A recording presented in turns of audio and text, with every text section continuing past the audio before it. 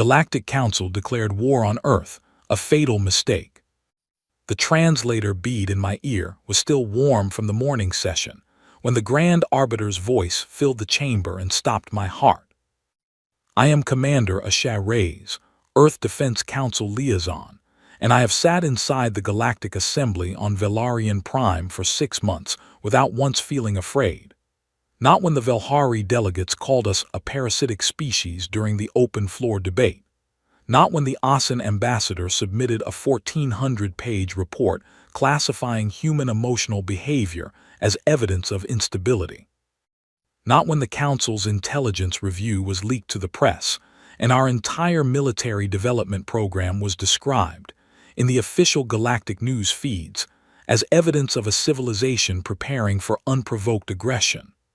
I had read all of it, absorbed all of it, and none of it had frightened me, because I had been briefed before I arrived on what the likely outcome of this process was. The possibility of fear had been replaced, a long time ago, by the particular stillness of someone who has already accepted the worst and is simply waiting for it to arrive. Until now. The hall is enormous. It was built to seat representatives from over 1,000 species, and the ceiling is so high that the upper galleries dissolve into artificial cloud. The walls are pale and seamless, lit from within, and the acoustics are so perfect that a whisper from any seat can be heard anywhere in the room if the speaker points it right. Every seat is filled. The air smells like burnt copper, and something sweet I have never been able to name. A combination of thousands of different atmospheric requirements processed through the building's environmental systems into something theoretically breathable for all. Every pair of eyes in that room is on me, compound eyes and single-lens eyes and lidless eyes, and eyes that glow from behind dark membranes. And they are all watching me the way you watch something that is about to become a historical footnote. I am the only human in the room. I have been the only human in this room for 6 months. The Grand Arbiter is a tall creature, narrow and pale, with 4 arms that fold against its chest when it speaks and unfold when it wants to emphasize a point. It has been the Grand Arbiter for longer than my country has had a written constitution. It stands at the center podium and reads from a glowing document suspended in the air before it, and its voice is calm. It always sounds calm. The Council's leadership are selected partly for that quality.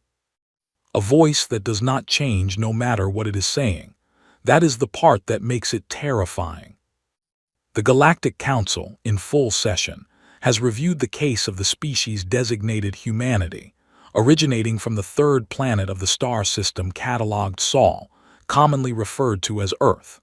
Following a review period of 14 standard cycles, this body concludes that humanity represents a Class Omega developmental threat. The criteria are met in full.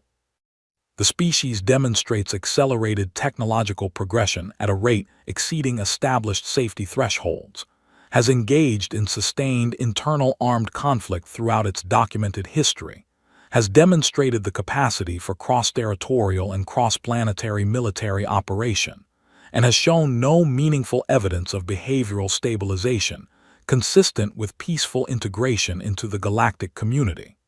The vote proceeds. Class Omega. I had read that term in briefing files so many times that it had stopped feeling real, a bureaucratic phrase, a category in a document.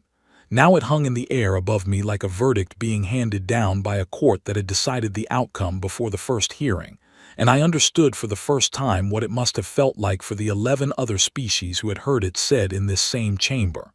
The Velhari, the Asi Collective, the Dramath. The others whose names I had memorized during my preparation, because I believed it was important to know the names of the ones who came before and were not saved. The voting was public. Every council member's decision appeared on the massive display wall in colored light, green for approval of the declaration, red for rejection. I watched the green lights fill the board like a slow tide moving up a shore. Species I had worked beside for half a year, shared meals with, exchanged cultural and scientific data with, argued with in the corridors during recesses. all of them pressing the same button, all of them adding their light to a board that was telling me, and everyone watching, that my planet was to be suppressed. Species I had genuinely respected. Species whose cultures contained beauty and depth and centuries of accumulated wisdom.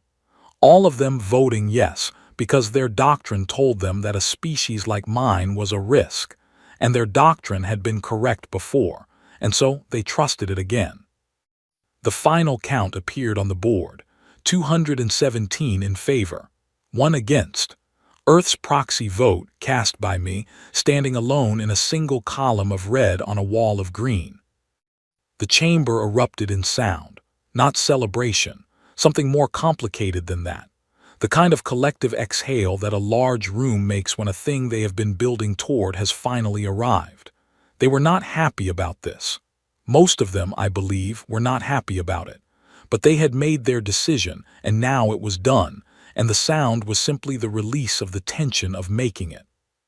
The Grand Arbiter raised one thin arm. The sound stopped. Commander Reyes, the Council extends the courtesy of final remarks. You have 4 minutes. I stood. My chair scraped against the floor and the sound echoed in the perfect acoustics of the room. I straightened the collar of my uniform, navy blue, Earth's crest on the left shoulder, a single gold bar on each sleeve, and I looked out at 217 species who had just voted to authorize the suppression of my world. I was not angry. I want to be honest about that. I had prepared for this moment for 3 years, not in an abstract way, in a very specific way, with written notes and rehearsed statements and a deep familiarity with the Council's protocols for final remarks, and exactly how much could be communicated in 4 minutes speaking at a measured pace. Anger was not something I had prepared for, because anger was not useful here. What I felt was something closer to certainty.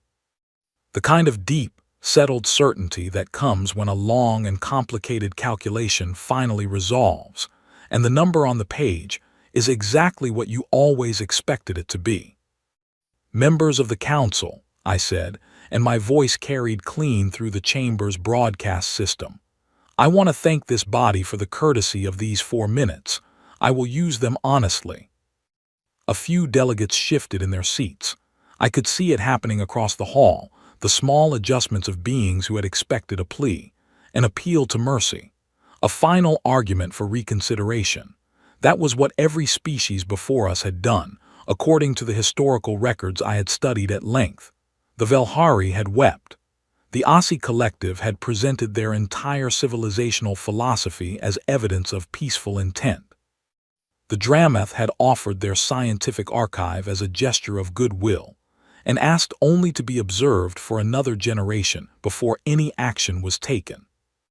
All of them had been suppressed anyway. I'm not here to ask this council to reverse its decision, I continued. The vote is recorded, and I accept it as the official position of this body. What I want to do instead is make a clear statement on behalf of the 8 billion people I represent, for the permanent historical record, so that whatever follows this moment is properly documented and properly understood by any future body that examines these events. The Grand Arbiter gave a small nod. My 4 minutes were running. Earth has been aware of this body's deliberation since the review process began 14 standard cycles ago. We have monitored the proceedings through channels this council believed were secure. We have read every internal report, every threat assessment, every proposed suppression timeline. We know the operational plan in detail. We know the fleet composition, the target coordinates, the expected campaign duration, and the escalation thresholds at which each phase activates. The chamber had gone completely quiet. Several delegates were very still in a way that was not natural stillness. The Talvath ambassador, 12 rows back and to my left, had stopped mid-movement with a data tablet raised halfway to its face. I imagined the internal experience was similar to what a human would call frozen. We did not attempt to interrupt this process or expose our access to these materials, because we needed to know the final outcome before we acted. We needed to know whether this council would find another path, or whether it would follow its doctrine to the end. Now we know. And so I am transmitting one word to Earth in the time remaining to me before your jamming protocols activate. I pressed the communicator on my wrist. The Council's security system would identify the signal and shut it down within seconds. That was standard procedure. They had protocols for exactly this moment, for the possibility that a final statement might become a call for military preparation. But I had designed the transmission to be compressed to a single coded burst. I only needed a fraction of a second. The word was already formatted, compressed, and queued. I sent it. Saber. Two guards moved toward me immediately from the side entrances. They were large, insect-bodied beings in the silver armor of the Council's security detail, and they were fast. I did not resist. I put my hands at my sides and let them take hold of my arms, and as they did I completed my statement, speaking quickly but clearly. The Galactic Council has declared war on Earth. I want this body to understand, for the permanent record, that this is not the first time a powerful institution has made this precise mistake. It will, however, be the last time this particular institution makes it. We are ready. We have been ready for a very long time. I want to thank the Council for confirming what we needed to know. They walked me out of the chamber. The great doors closed behind me with a sound like a mountain settling. I was taken through 2 corridors and placed in a holding room, clean, a cot, a window that looked out onto Valarian's pale late afternoon sky, soft amber and deep blue at the same time. A guard stood outside, the lock engaged. I sat down on the edge of the cot, folded my hands in my lap, and allowed myself one small smile that no one was there to see. The word had been sent.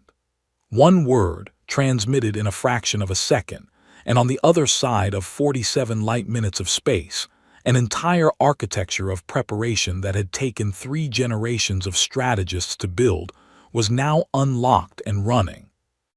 8 billion people were moving according to a plan so precise and so detailed that it had accounted for this exact moment, for me sitting in this holding room, alone, while the Council fleet received its activation orders and began moving toward my home. They thought they had just sentenced a primitive world to suppression. They had no understanding of what they had actually started. Outside the window, Valarian sky was turning the color of cooling metal, beautiful and completely indifferent to the fact that somewhere in the dark between stars, 800 warships were already calculating their approach vectors to a planet that had been waiting for them for 40 years. Let them come. We had spent every one of those years getting ready. Dr. Yusuf Akafer had not slept in 31 hours, and he looked exactly like someone who had not slept in 31 hours, and he had long ago stopped caring about that. He was standing at the primary display console in Earth's strategic war room, deep beneath the surface of the Sahara Desert, inside a facility that did not officially exist and had not officially existed since the day construction began 26 years ago. The room was enormous, 3 operational levels connected by open staircases, curved walls covered floor to ceiling in displays, a central briefing table large enough to seat 40 people and currently occupied by 26 of the most important human beings alive: generals, intelligence directors, the Secretary of Earth Defense, the heads of the 3 primary research divisions, the chief of the Thornwall program. 40 years of preparation had produced this room and these people in this moment, and Yusuf, who had contributed more to the theoretical framework of that preparation than almost anyone, was standing at the console and doing the thing he had done in every briefing and simulation for the past decade, explaining, clearly and without drama, exactly what was about to happen and why. The primary display showed the solar system in 3 dimensions, rendered in pale blue light. At the far edge of the projection, just past Jupiter's orbital path, a cluster of 800 small red markers moved slowly inward. Each marker represented a ship. Each ship was between 4 and 12 times the size of Earth's largest carrier. They had dropped out of faster-than-light travel at Jupiter's L2.36 hours ago, precisely the position Yusuf's models had predicted, and they had issued their ultimatum within the first 2 hours of arrival. Stand down all military activity, surrender planetary governance to Council administration, or face what the Council's official transmission called corrective orbital engagement. Bombardment. Yusuf had the transmission transcript on the secondary display to his right. He had read it 4 times. It was, professionally speaking, an excellent document. Clear, precise, authoritative, with just enough specific technical language to signal that the threat was not rhetorical. The Council knew how to write an ultimatum. They had written versions of this same document 11 times before. "Here is where we are," Yusuf said to the room. His voice was the same as it always was, measured, clear, carrying without effort. He had been told throughout his career that his voice was his greatest professional asset. He sounded calm even in situations that were not calm, and in this particular room with this particular audience, that quality mattered. The Council fleet has positioned itself in a standard containment formation, which matches their documented doctrine for Class Omega suppression operations exactly. They have given us 72 hours. Their intention is to use that time to conduct sensor sweeps, finalize target coordinates, and allow their bombardment systems to reach optimal operational temperature. "They are not expecting us to use those hours productively," said General Marcus Webb, seated at the head of the table, his hands flat on the surface and his eyes on the display. "Correct," Yusuf agreed. "Their historical data on Class Omega responses suggests that subject species spend the final 72 hours in one of 3 patterns: continued resistance preparation, which their models account for; civilian evacuation attempts, which their bombardment doctrine is specifically designed to make irrelevant; or surrender negotiations, which their protocols handle automatically. They are prepared for all 3. They are not prepared for what we have actually been doing for the past 9 years." He brought up the next display. It showed a timeline stretching across 14,000 years. "The Galactic Council has been the dominant military power in this region of the galaxy since before our recorded history. In that time, they have conducted 247 suppression campaigns. They have never lost one. That record is real, it is documented, and it deserves genuine respect. It also represents the single most significant strategic vulnerability in galactic military history." General Webb looked up from his notes. "Explain that." "When you have never lost, you stop designing for the possibility of losing. Not consciously, no one at the Council's strategic command sat down and decided to stop preparing for failure. It happens gradually, through the accumulation of successful outcomes. Your doctrine becomes refined around what works, because what works always works. Your training systems optimize for the enemy behaviors you have observed, because those behaviors have always appeared. Your threat assessment models are built on 14,000 years of data that all points in the same direction. Your doctrine becomes extraordinarily good at one very specific kind of war, and it loses the flexibility to adapt to anything outside that pattern." He moved to the timeline display and highlighted a recurring shape, the arc of every suppression campaign in the record, the same curve repeated 247 times. Initial contact, designation review, declaration, fleet deployment, ultimatum, resistance phase, escalation, morale collapse, surrender. Every campaign follows this arc. There are variations in timing and in the specific character of the resistance, but the shape is always the same. Resistance weakens over time. Losses accumulate. The subject species reaches a threshold beyond which continued resistance seems irrational and surrender becomes the logical choice. The Council applies pressure until that threshold is crossed. They are genuinely exceptional at this. Their understanding of how to find and reach that threshold, in species after species across 14,000 years, is among the most refined operational capabilities in galactic military history. He turned to face the room. Here is the gap. Here is the place where 14,000 years of perfect victories has produced a doctrine with one blind spot, so large it is almost difficult to see precisely because it is everywhere. He pulled up a new display, a single graph, a curve that bent downward under pressure, the resistance decay function that appeared in every Council War model, and beside it a second curve, one that bent upward under the same conditions. The Council's doctrine assumes that resistance is a finite resource, that it depletes under sustained pressure, that the threshold exists and can be reached by applying enough force for long enough.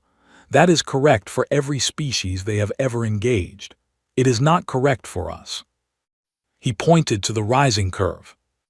I have spent 30 years studying human responses to existential threat, not theoretical responses, documented, historical, measurable responses drawn from every major conflict in our recorded history. What the data shows, consistently and without exception, is that human resistance does not decrease under sustained pressure. It increases.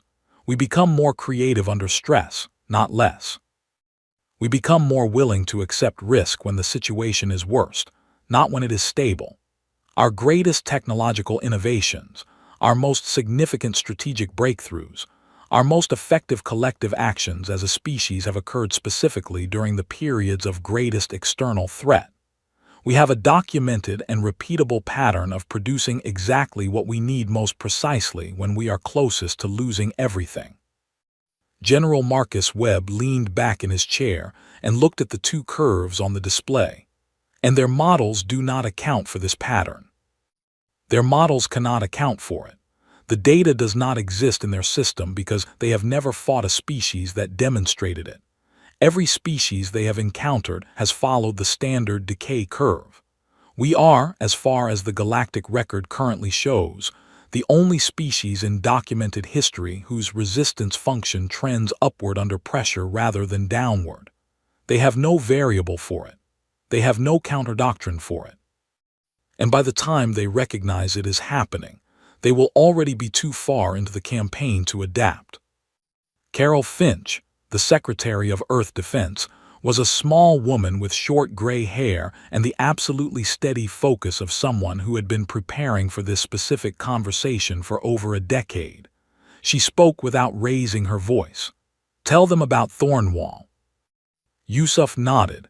He changed the display.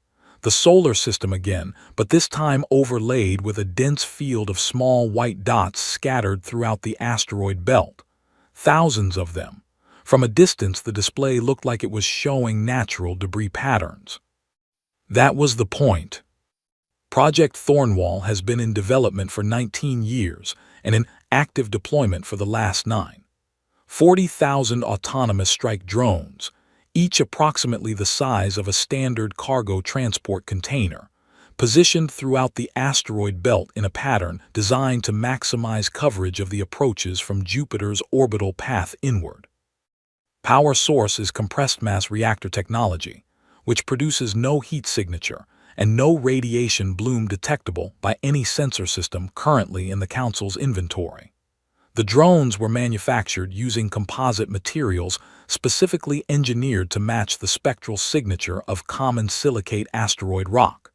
Their communication protocols are designed to produce no electromagnetic output during dormant phase. He let the room look at the display. To every sensor array aboard every ship in the Council's fleet, they are rocks. They have been rocks for 9 years. The Council fleet dropped out of faster-than-light travel and positioned itself directly in the middle of 40,000 autonomous weapons platforms, and their sensors told them they were parked beside a normal asteroid field. The room was very quiet.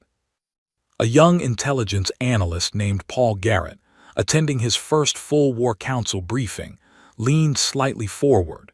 His expression was controlled, but his eyes were doing the thing eyes do when a person encounters a number that takes a moment to resolve. Has the Council detected any of them? No, we had 3 near-detection events in the early deployment phase when our spacing protocol was not fully optimized. We adjusted after each one. The last near detection was 6 years ago. Since then, nothing. Yusuf paused for exactly 1 second.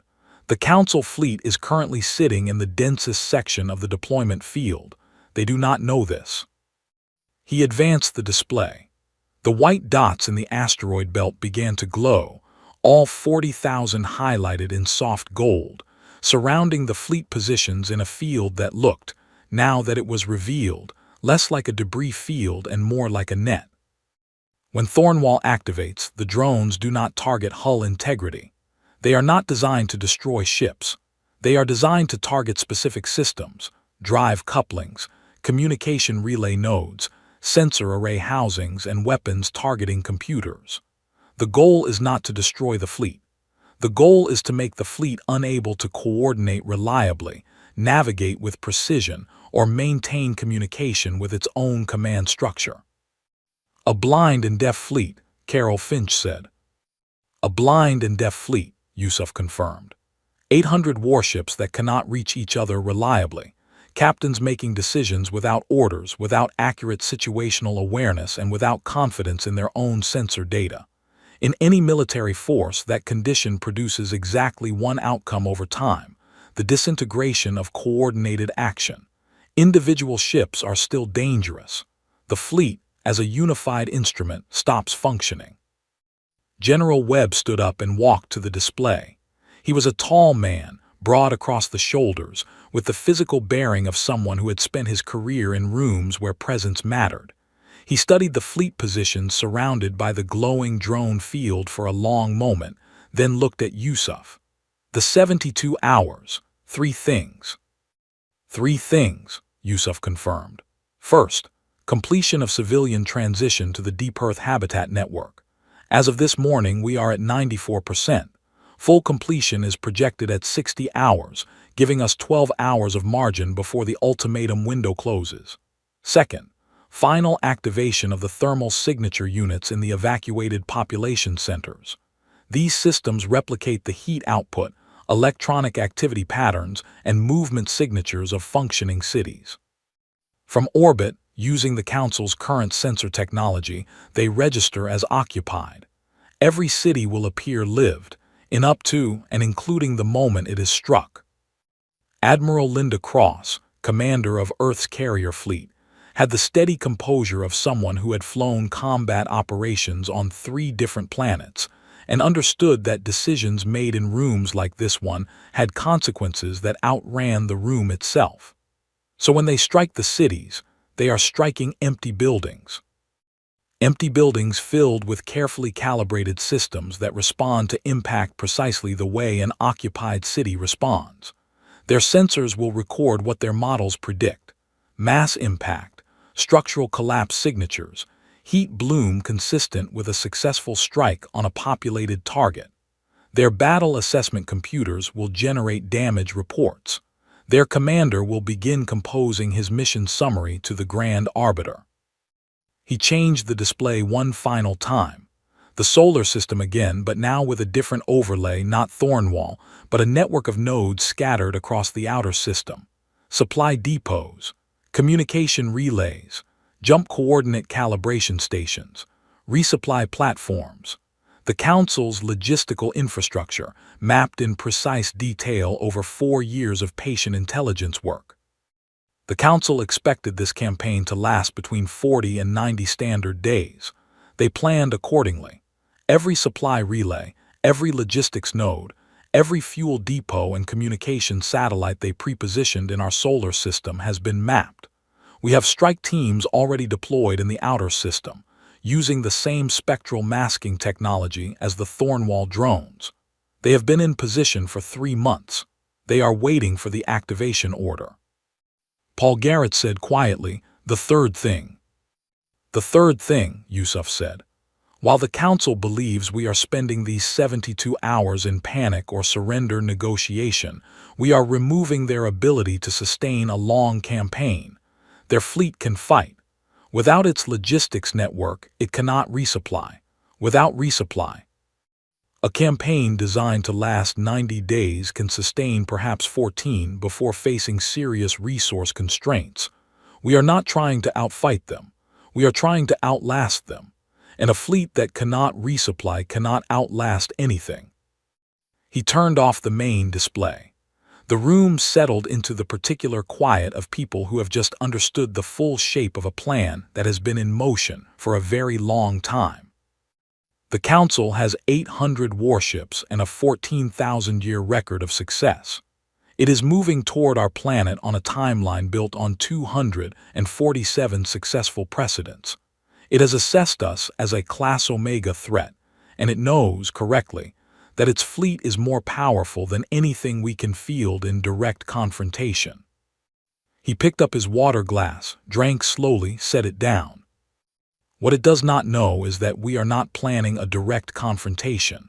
We are not fighting their fleet. We are fighting their assumptions. We are fighting their doctrine. We are fighting the deep, accumulated certainty of a force that has never lost, directed at an enemy that has spent 40 years studying exactly what that certainty costs. He looked around the room at 26 people who had given decades of their lives to this preparation. They made one fundamental error. Not about our weapons, not about our numbers, not about anything visible on their sensors. They made it the moment they looked at our planet and decided that because we were young and small and loud and chaotic, we were predictable. That because we had never fought them before, we had never thought about them. He closed his briefing file. We have been thinking about nothing else for 40 years. They are about to find out what that preparation looks like from the inside of it. Outside, beneath 40 meters of Saharan bedrock and reinforced steel, the world above was quiet. In the cities, the streets were empty. The thermal units hummed their steady rhythms. The electronic signatures cycled through their normal patterns. From space, Earth looked exactly like a populated planet going about its frightened, ordinary business under the shadow of an approaching fleet. It was the most elaborate deception in the history of any species the Council had ever encountered. And it was only the beginning. Lieutenant Claire Madden had exactly 90 seconds before her approach window closed, and she had to abort the run. She was not going to abort the run.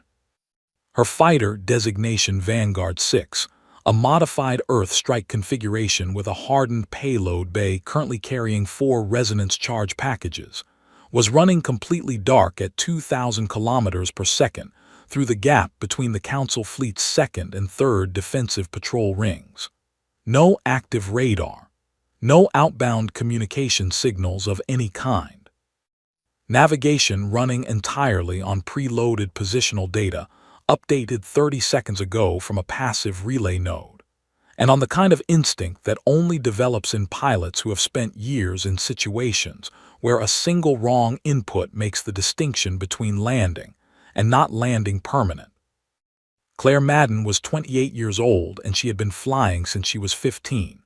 Cargo routes first, over the flooded North Sea corridor, carrying humanitarian supplies to the communities that the sea walls had not saved in time. Military induction at 19. Combat certification at 21. 2 tour in the Mars Patrol Division, managing cargo lines through the dust storm corridors that could blind navigation systems and strip hull coatings in the same sequence. And then the program, the one that nobody outside the top tier of Earth Defense Command knew existed, that had found the 47 best combat pilots currently flying for any branch of Earth's military, and spent 2 years converting them into something the Council's entire strategic catalog had no entry for. Vanguard Squadron. 12 fighters, 12 pilots, a mission built on such precise timing and such complete dependence on every preceding element going right simultaneously that they had run simulations of it 430 times over the past 18 months.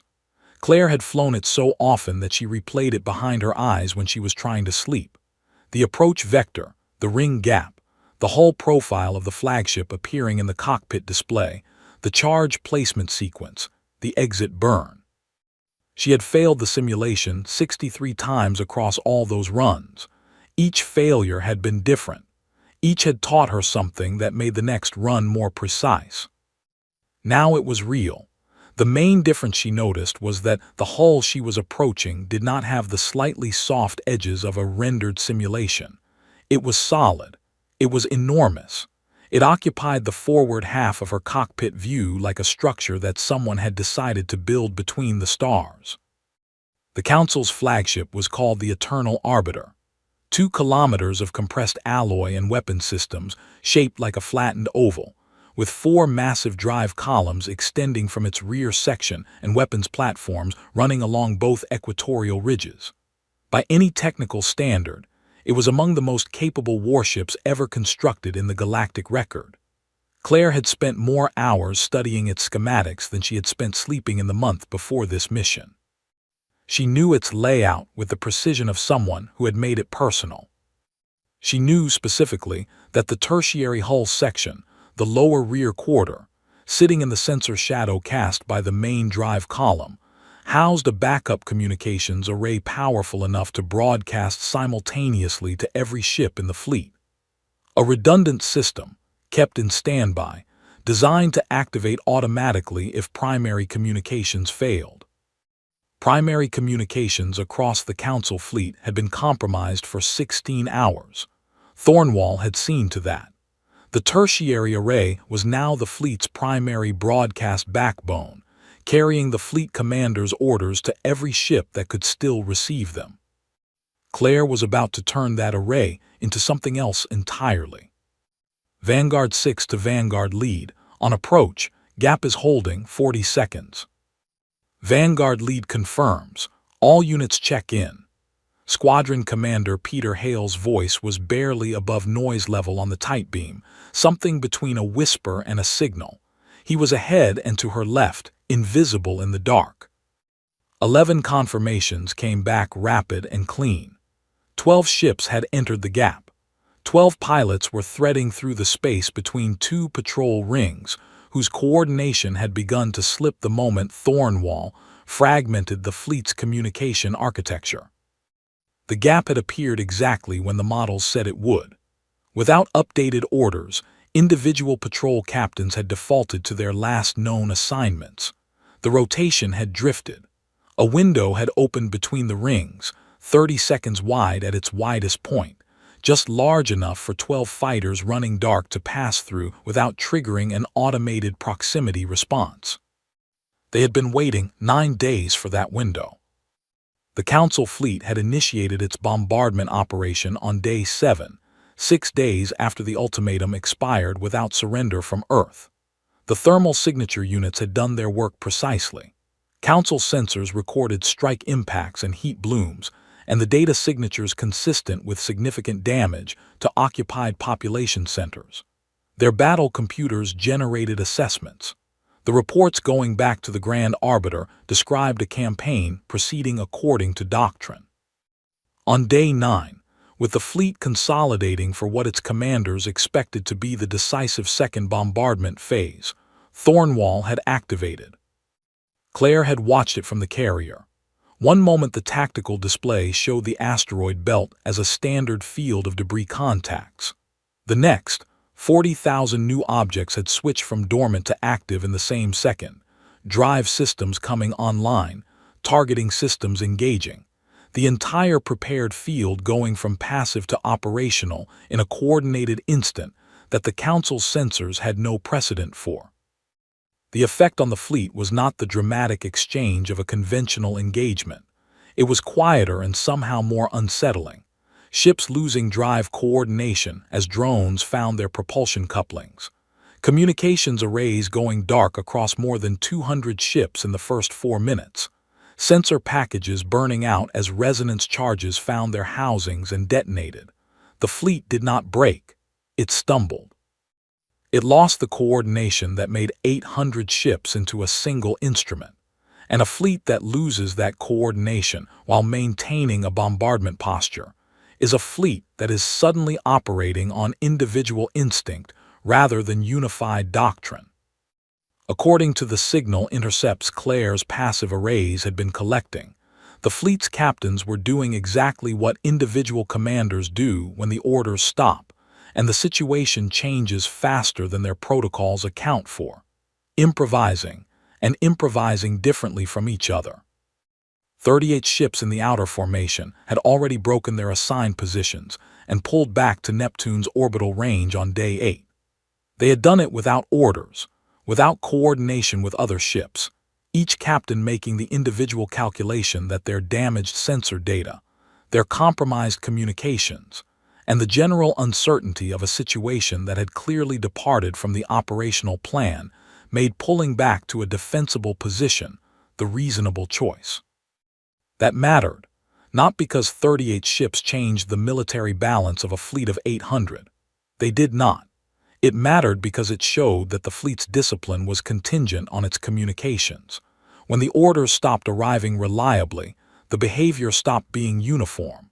And uniform behavior, Claire had learned from 2 years of intensive study of the Council's operational history, was the foundation on which their entire doctrine rested. Without it, they were 800 individual ships with individual captains making individual decisions. Powerful still, but no longer a single instrument. 10 seconds, Hale said. Claire confirmed her payload configuration. 4 resonance charge packages, each the size of a large equipment case, magnetically bonded to the release rails, transmitter housing presynced to the tertiary array's broadcast frequency, so that establishment of hull contact would complete the connection. 5. The tertiary hull filled her cockpit view completely. At this range, she could read the surface detail, maintenance access panels, the scoring of years of drive exhaust and interstellar particle impact, antenna housing brackets aligned in precise rows. Real, solid, the command ship of the fleet that had come to end her planet. Mark. She released all 4 packages in a single continuous pass. The magnetic clamps engaged with 4 soft impacts she felt through her ship's frame. She pulled up immediately, maximum climb angle, full drive output on the exit vector, the fighter's nose rising as she drove away from the hull's surface and turned hard for the exit corridor. 11 other pilots were executing the same sequence along different sections of the same hull. 12 ships entering the gap, 12 ships placing their payload, 12 ships burning back out. The entire operation lasted less than 90 seconds from first entry to last exit. All units clear, Hale reported. Payload confirm. 12 confirmations. Claire held her exit burn for 30 more seconds, creating distance. Then she cut drive, went passive, and let herself breathe for a moment. Her hands, as always, had not shaken. Back on the carrier, the communications team spent 4 minutes interfacing with the charges through their relay signal and pushing the prepared broadcast package.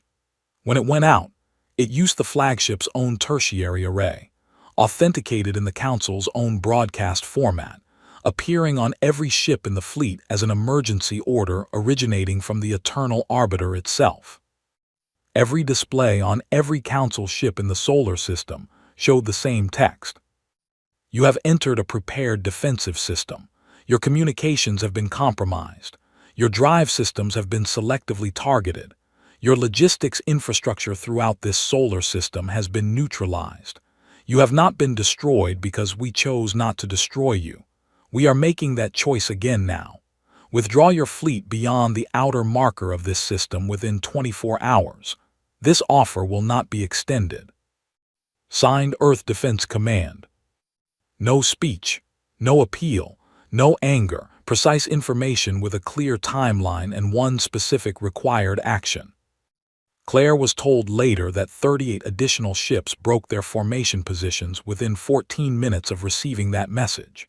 Added to the original 38, that was 76 ships no longer in assigned formation, their captains having read the message, assessed their compromised sensor data and partially functional drive systems, and concluded that pulling back was the reasonable response to a situation that had clearly moved beyond the parameters of the plan they had been given.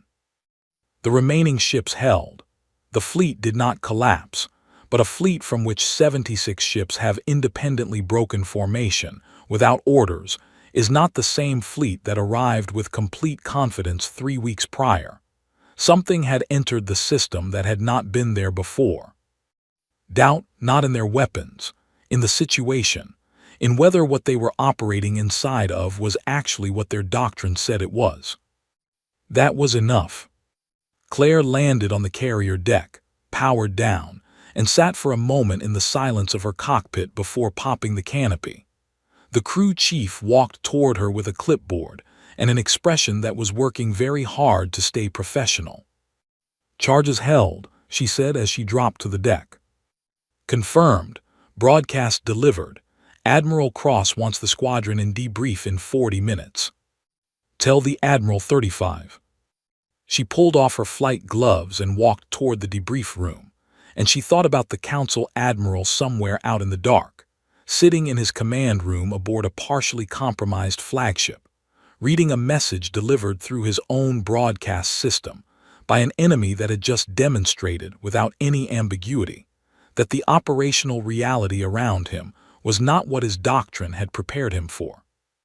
She knew what that moment felt like when the plan stops matching the ground. She had been in enough difficult situations to recognize it. She hoped he was skilled enough to respond correctly. She suspected he was, which was exactly why what came next was going to be hard. General Marcus Webb had a habit of tapping a pen against the edge of his left knee when he was working through a difficult problem, not nervously, rhythmically, a metronome keeping the tempo of his own thinking. He was tapping now. Day 12. The war room was quieter than it had been in the first week. Thornwall had activated on schedule and performed above its projected parameters.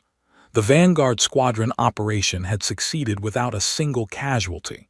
The logistics strikes on the Council's outer system supply chain had been completed by day 10, with 17 of the 19 targeted nodes neutralized. The fleet that had arrived with absolute confidence and a flawless historical record was now partially blind, partially deaf, and operating without the logistical backbone that had been designed to sustain a 90-day campaign. By every measurable metric, the plan was working. And now Admiral Sekvaz had made a decision. Webb had the intercept on the display in front of him. He had read it twice. He did not need to read it a third time.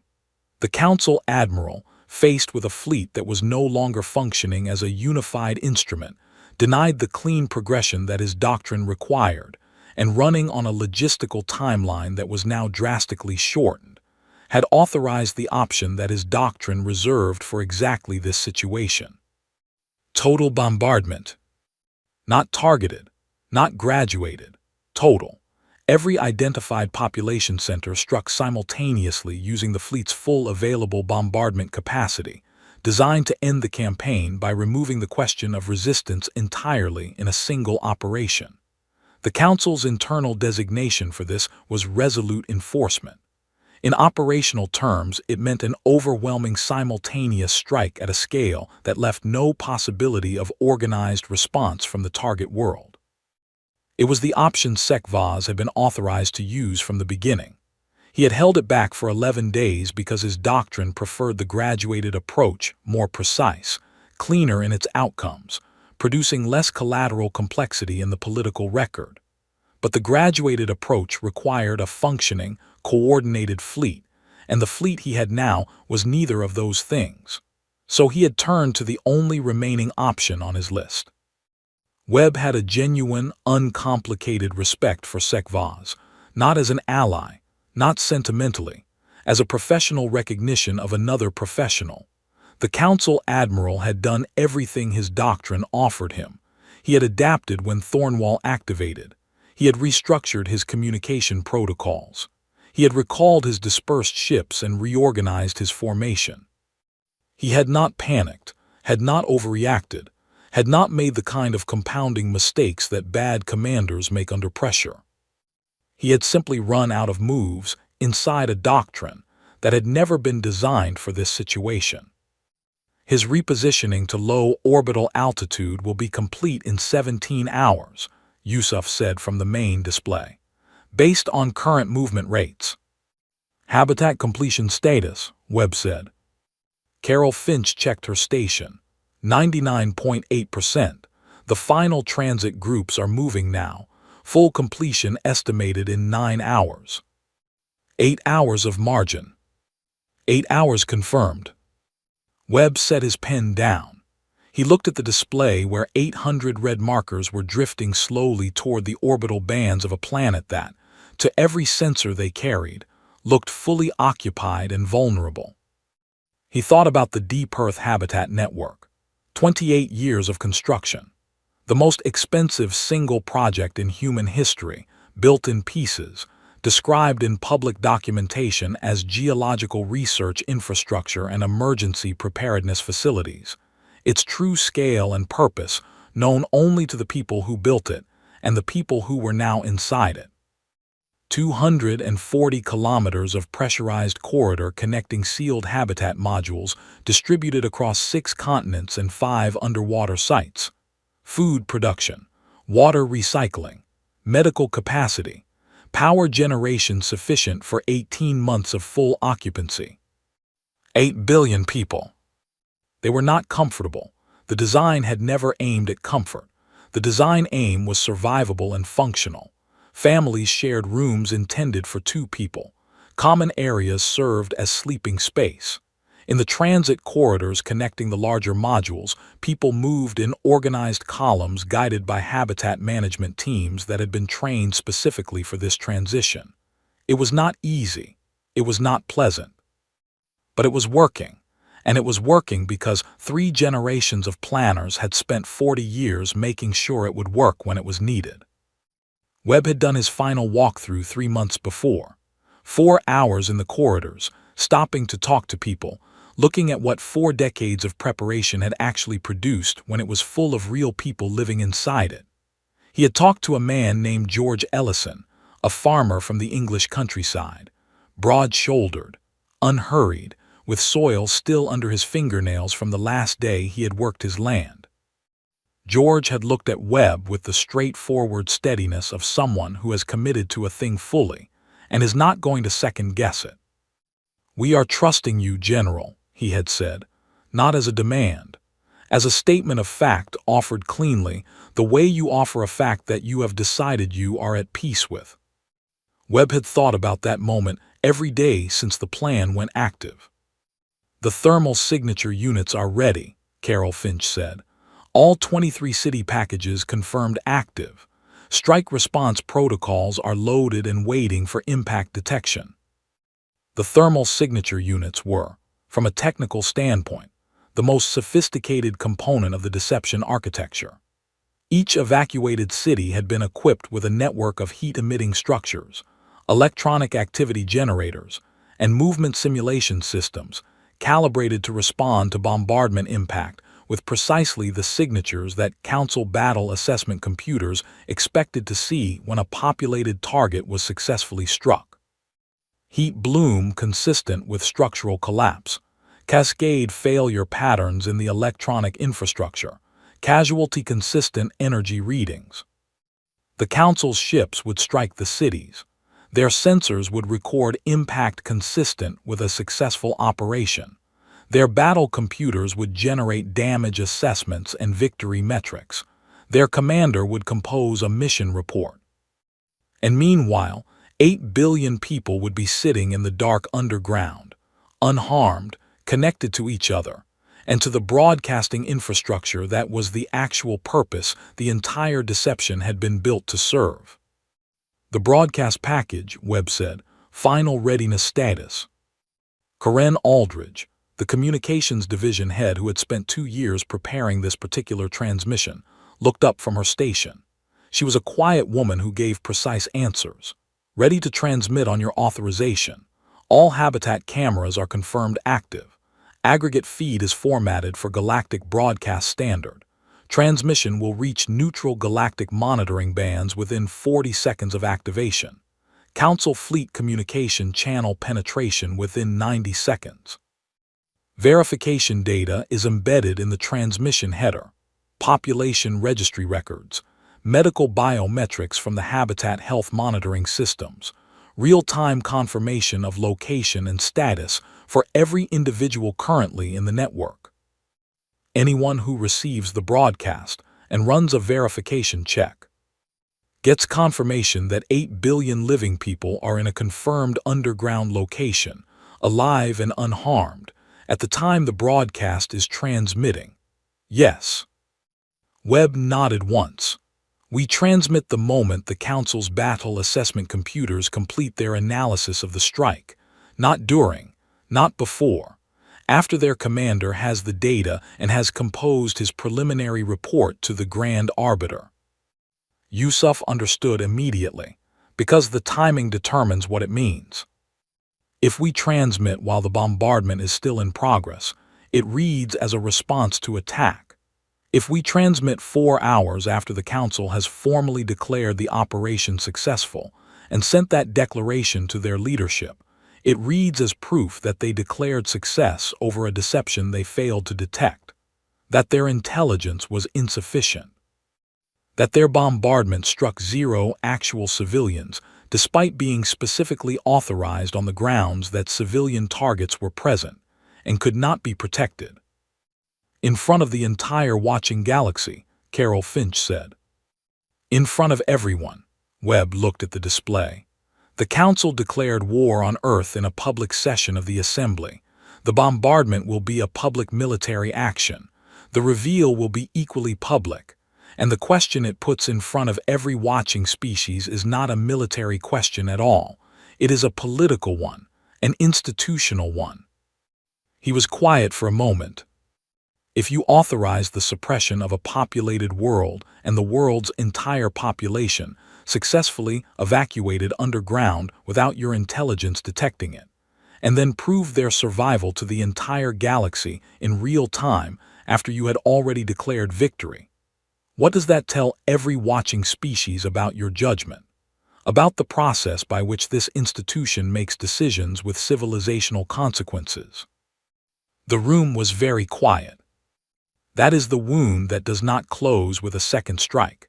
That is the wound that spreads through councils and assemblies and diplomatic back channels, and eventually through public discourse on the council member worlds themselves. They did not just fail militarily. They failed visibly, in front of an audience they cannot influence or control. He looked around at the 26 people in the room. Yusuf, the allied species situation.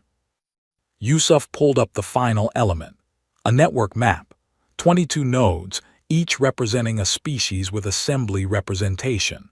Species that had voted for Earth's designation, most of them, because the internal politics of the Council's power structure had given them no meaningful alternative.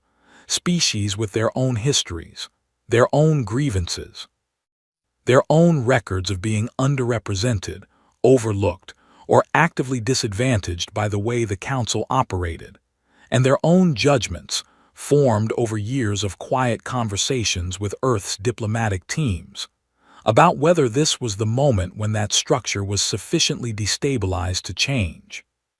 All 22 are prepared to move the moment the broadcast lands, Yusuf said. Resolution packages are finalized. Vote sequencing is coordinated. We project 151 to 163 votes for the directorate seat motion, depending on how 3 undecided delegations respond to the broadcast itself. The bombardment came 17 hours and 22 minutes later. It was executed with the precision of a force that had performed the same operation 247 times. 23 targets struck simultaneously in under 4 minutes. The thermal units responded exactly as designed. Heat bloom, structural collapse signatures, electronic cascade failures, casualty-consistent energy patterns. The Council's battle assessment computers processed the data for 3 hours and 38 minutes and generated their report. Campaign objective achieved. Civilian infrastructure eliminated. Organized resistance capability suppressed. Sekvaz transmitted his preliminary report to the Grand Arbiter with the standard 4-hour light delay. Karen Aldridge activated the broadcast 6 minutes after the battle assessment computers completed their analysis. The transmission propagated through Earth's relay network, reached the neutral galactic monitoring bands, and began penetrating Council fleet communication channels within 88 seconds, 2 seconds inside the projected window. Every habitat camera came online simultaneously. The feed showed corridors and modules and common spaces and individual rooms, unbroken across the entire network, 6 continents and 5 ocean floors. People sitting, talking, eating meals from dried supplies, reading to children, playing cards, looking up at cameras that had just come active and understanding in that moment what it meant. 8 billion faces. Alive. The broadcast reached the galactic monitoring bands, and within 40 minutes, the first 3 Council member species had opened emergency diplomatic channels to Earth. Within 2 hours, 7 neutral species had issued formal statements. The Grand Arbiter received SecVaz's victory report, and the Earth broadcast within 11 minutes of each other, and called an emergency session within the hour. On the tactical display in the war room, the fleet markers stopped their advance. Then, slowly, they began to reverse. SecVaz had requested his recall authorization. The fleet that had arrived at the edge of the solar system with a perfect record and absolute confidence began the long process of turning back toward the outer system. Webb looked at the display for a long moment. He picked up his pen. He did not tap it. He turned it in his fingers once and then put it in his pocket. "Karen," he said, "keep the broadcast running." "How long?" "Until they ask us to stop." He stood up and walked toward the door. He stopped with his hand on the frame. "Get word to the habitats. Tell them it worked, all of it." George Ellison was in there somewhere, in one of those corridors, with his soil-stained hands and his steady eyes. "We are trusting you." He had tried to be worth it. The guard outside my door stepped aside without being asked when the administrative officer arrived. I had been in the holding room on Valarian Prime for 22 days. The room was clean. The cot was adequate. The meals were unfamiliar but sufficient.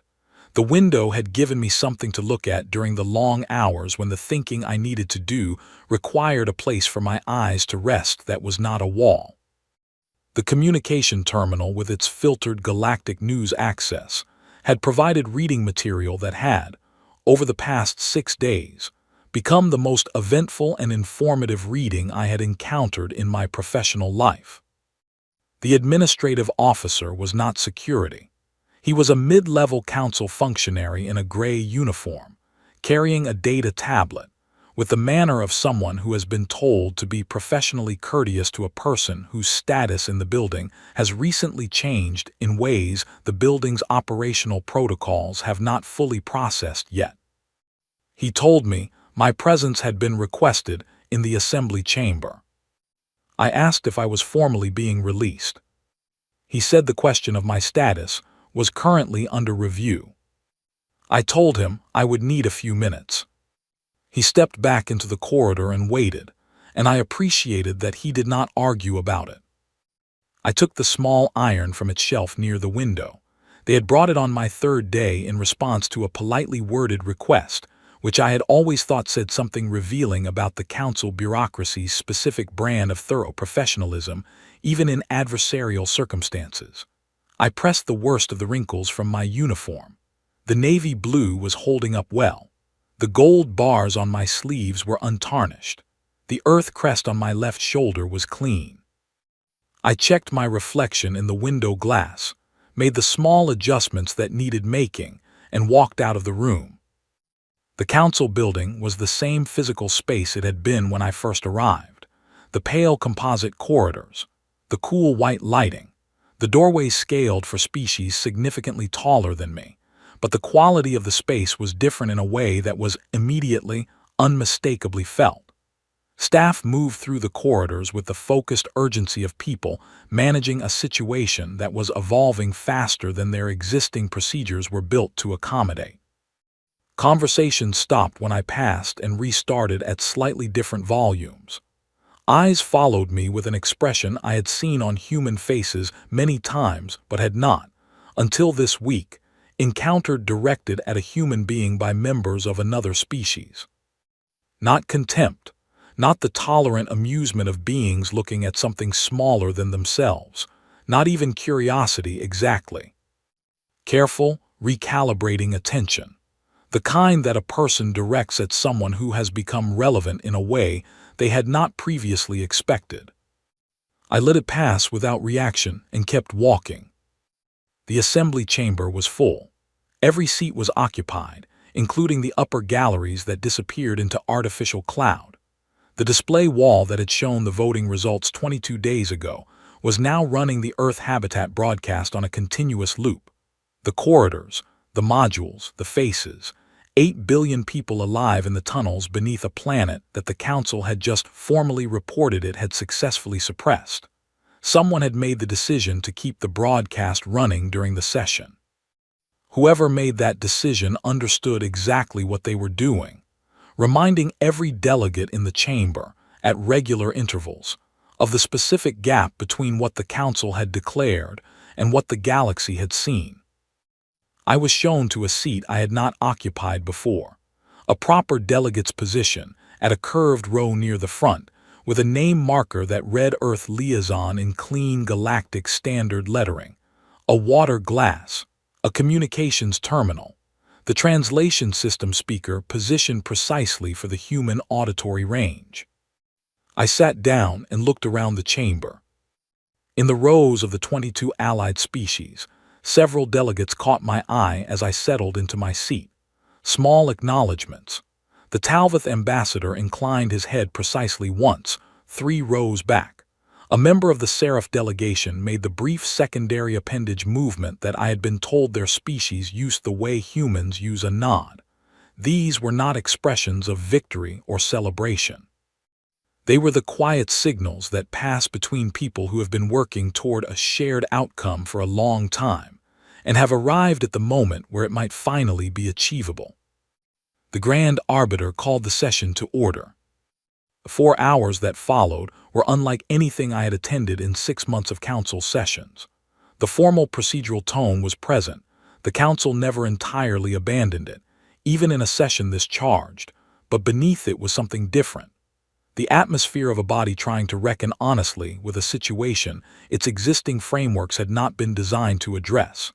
Delegates spoke at length, some with genuine emotion I had not expected from species I had categorized as formally distant.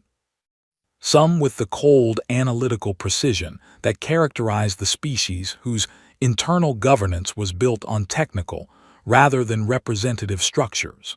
Some in combinations of both that required careful attention to read accurately. The Council's leadership faced a sustained, structured, and well-documented critique. The evidentiary basis for the Class Omega designation. The intelligence protocols that had failed to detect the habitat network's completion over 9 years of active deployment. The sensor assessment methodology that had reported occupied city targets at the moment of bombardment. The chain of authorization that had produced an order for corrective orbital enforcement against a civilian population that subsequent events had proven to be underground and entirely unharmed. The Talvith delegation gave the historical presentation.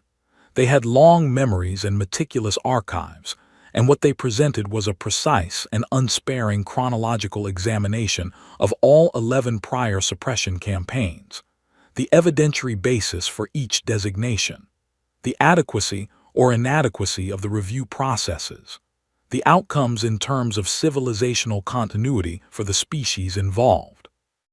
11 names, 11 civilizations. The final transmissions each had sent to the Galactic record before the suppression operations concluded. Their histories preserved in Talvith archives because no one else had kept them. The chamber was very still during that presentation. When my turn came, I stood without notes, because the notes were inside me and had been for longer than I had been in this room. The events of the past 22 days are in the record. The broadcast this chamber has been watching documents the outcome. I am not here to restate what happened. I am here to present Earth's terms for the resolution of this conflict clearly and completely, and to say something about what those terms mean beyond the specific interests of my planet. I stated the three terms, each one directly, without attached justification. Permanent sovereignty guarantee for Earth and all human-settled worlds, binding under galactic law and non-revocable, without unanimous consent of the Security Directorate. Dissolution of the Class Omega designation system, effective immediately, pending a comprehensive review incorporating external validators from non-council species. A permanent seat on the Security Directorate, with full veto authority over any future suppression authorization order. The chamber was loud for several minutes after the third term. I waited. I had learned, across 6 months of sessions, that the chamber's noise was not something to compete with. It resolved on its own when it was ready. When it quieted enough, I continued. I want to speak to the third term specifically, because I recognize it will generate the most significant debate, and I want to be clear about what Earth is asking for and what it is not. I looked around at 217 species. At the ones who had voted yes 3 weeks ago, and the one who had voted no, and every degree of motivation and reluctance and genuine uncertainty that had existed between those two positions. Earth is not asking for authority over this institution. We are not asking for influence over trade designations, territorial matters, resource agreements, or any of the 1,000 other functions this council performs. We are asking for one thing, a voice that cannot be procedurally silenced in the specific decision of whether a civilization should be authorized for suppression. I paused for a moment. This council has suppressed 11 species, 11 civilizations that no longer exist because this body concluded, using a review process we now know was imperfect, that they represented threats requiring resolution by force. I am not standing in this chamber to assign personal responsibility to every delegate present for decisions made by predecessors in a system they inherited. Many of your species joined this institution after those events. Many of you have reservations about those histories that the existing procedures gave you no mechanism to express. I took a breath. But a system that can authorize the end of a civilization without any meaningful external check failed 11 times before it came for us. The only reason there is a 12th species standing in this chamber rather than in the Talvith archive is that we spent 40 years building the capacity to say no. Most species do not have 40 years of warning. Most species do not have the specific combination of resources and historical awareness that led us to spend 4 decades preparing for a moment we hoped would never come. I looked at the display wall where the habitat broadcast was still running on its continuous loop. A teacher somewhere in the Edinburgh sector, reading to 4 children. An elderly man looking directly into a camera with quiet, steady eyes. A permanent seat on the Security Directorate with veto authority over suppression orders means that the next species that receives a Class Omega designation cannot be acted upon without Earth's agreement. It means that before any civilization is targeted, someone in that room is required to ask the questions this process did not adequately ask for us. Is the evidence sufficient? Is the review process sound? Have all available alternatives been considered? Is this a decision that this institution will be able to defend to the galaxy in 50 years? Or 500. I looked back at the chamber. And if the answer to any of those questions is no, or insufficient, or inadequately documented, then the action does not proceed. Not permanently, not unconditionally, but not without those questions being answered satisfactorily, with a voice in the room that has the standing, the motivation, and the formal authority to ask them. I was quiet for a moment before the final part. I want to say one more thing. Earth spent 40 years preparing for this conflict. We built Thornwall. We constructed the habitat network. We developed intelligence access to this body's internal systems. We trained Vanguard Squadron. We cultivated relationships with 24 species that your leadership had been content to leave at the margins of this institution's power structure. We did all of that because we looked at your record and understood that we were going to end up in this chamber eventually, and we wanted to be ready. I let that sit.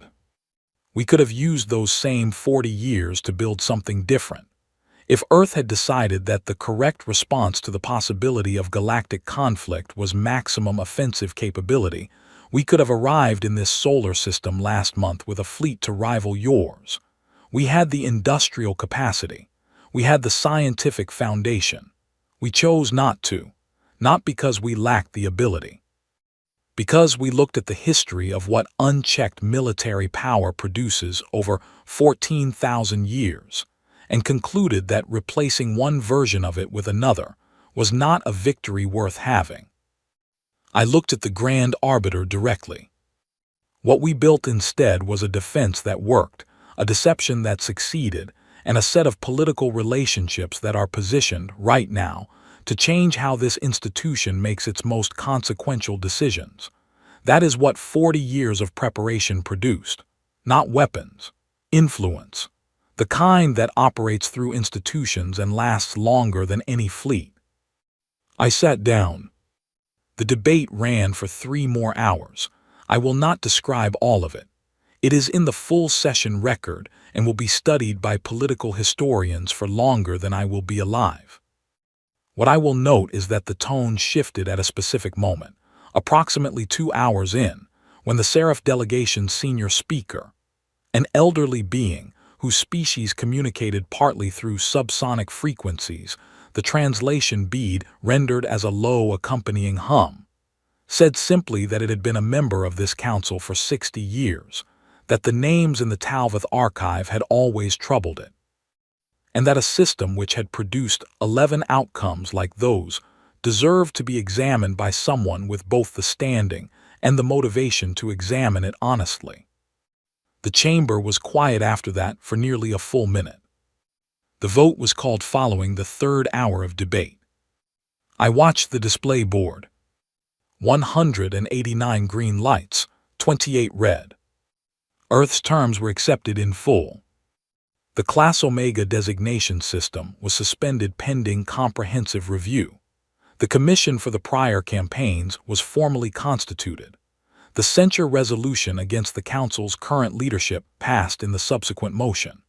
And on the delegate display wall, added beside the markers of 217 other species listed in their galactic standard alphabetical order, a new marker appeared. Earth. I sat in the delegate's chair and looked at it. Just a marker, just a name in a list, the smallest possible visible sign of a 40-year project reaching the first of its outcomes. I stood, gathered my things, and walked out of the assembly chamber. The plaza outside was wide and open, paved in something that felt like stone but held a residual warmth. Valarian's sky was doing the late-day thing it does, amber at the horizon, deep blue overhead, 2 different qualities of light meeting in the middle in a way that was genuinely beautiful and completely indifferent to the fact that inside the building I had just left, something that had not existed an hour ago now did. I stood in the plaza and breathed the copper-end sweet air that would never smell like anything on Earth and probably should not. My communicator buzzed. Webb. How did it go? I thought about the answer for a moment. I thought about Claire Madden, whose hands never shook, who had placed 4 charges on a 2-kilometer warship in 90 seconds of real time after 430 simulations, and had flown away without looking back. I thought about Yusuf, who had spent 30 years reading the enemy's history to find the one structural gap in 14,000 years of victories, and had found it and built the entire response around it. I thought about Corinne Aldridge and the 2-year-long preparation of a broadcast that had to reach the entire galaxy at precisely the right moment, and had reached it within 88 seconds of the projected window. I thought about 8 billion people who had spent days in tunnels and sealed rooms trusting a plan they had not been fully briefed on. Because sometimes trust is the thing you offer when verification is not possible. I thought about George Ellison, the soil under his fingernails, the steady eyes. "We are trusting you." I typed 3 words. "Same as always." I sent it and put the communicator in my pocket. The Talvith ambassador from the session came through the chamber doors behind me and stopped near my left shoulder. It was a tall being, dark-feathered, with bright horizontal eyes that caught the amber of the late sky. "Your species," it said, in the precise galactic standard that the translation bead rendered in a voice like dry paper, "is very difficult to model accurately." "We have been told that before," I said. "The archive will include today's session in the record of the 11 campaigns. As a resolution." It paused, the first entry of that kind in the record. I looked at the sky. "That was the point," I said. It inclined its head once and walked on. I stayed in the plaza for a while longer. I thought about what came next, the diplomatic work of making the directorate seat real rather than nominal, the Commission's examination of the 11 prior campaigns, the careful maintenance of the political relationships that had produced 189 votes, where the minimum had been 145. I thought about the fact that the work was not finished, that work of this kind is never finished, that the seat in the directorate room was not a destination but a starting position. 6 months later, Earth tabled the resolution on the 11 prior suppression campaigns, the formal acknowledgement of each species by name, the commitment to preserve their recorded histories in a permanent archive accessible to all member species, the establishment of memorial records, a statement of institutional responsibility that did not assign guilt to current delegates but did not soften the history. The session ran long.